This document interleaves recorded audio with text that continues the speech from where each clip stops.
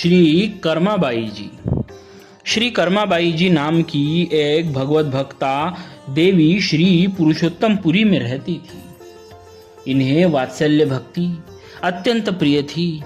ये प्रतिदिन नियमों पूर्वक प्रातःकाल स्नान आदि किए बिना ही खिचड़ी तैयार करती और भगवान को अर्पित करती। प्रेम के वश में रहने वाले श्री जगन्नाथ जी भी प्रतिदिन सुघर सलोने बालक के वेश में आकर श्री कर्मा जी की गोद में बैठकर खिचड़ी खा जाती।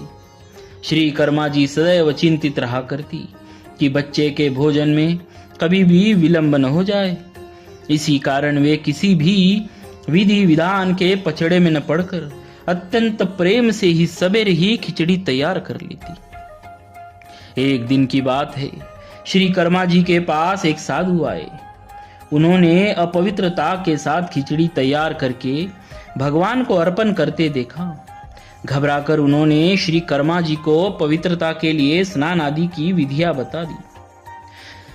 भक्तमती श्री कर्मा बाई ने दूसरे दिन वैसा ही किया।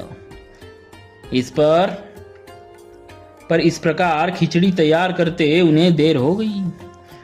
उस समय उनका हृदय रो उठा। मेरा प्यारा श्याम सुंदर भूख से झटपटा रहा होगा। श्री कर्मा जी बाई ने दुखी मन से श्री श्याम सुंदर को खिचड़ी खिलाई। इसी समय मंदिर में अनेक घृतमय पकवान निवेदित करने के लिए पुजारी ने प्रभु का आह्वान किया। प्रभु झूठे मुंह ही वहां चल दिए। पुजारी चकित हो गए। उन्होंने देखा कि उस दिन भगवान के मुखारविंद में खिचड़ी लगी है।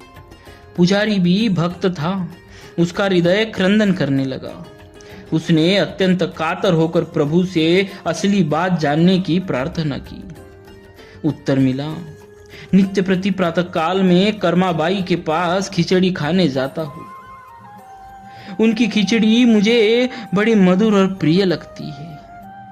पर आज एक साधु ने जाकर उन्हें स्नान आदि की विधियां बता दी, इसीलिए कि कर्माबाई को खिचड़ी बनाने में देर हो गई, जिससे मुझे क्षुधा का कष्ट तो हुआ ही, शीघ्रता में झूठे मुंह ही आ जाना पड़ा।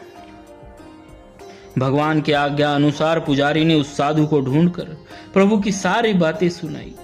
साधु घबराया हुआ श्री कर्मा बाई के पास जाकर बोला, आप पूर्व की ही तरह प्रतिदिन सवेरे ही खिचड़ी बनाकर प्रभु को निवेदित किया करिए। आपके लिए किसी नियम की आवश्यकता नहीं है। श्री कर्मा जी उसी तरह प्रतिदिन सवेरे भगवान को खिचड़ी खिलाने लगी। कर्माबाई के परमात्मा के पवित्र और आनंदमय धाम में चले गई, पर उनके प्रेम की गाथा आज भी विद्यमान है।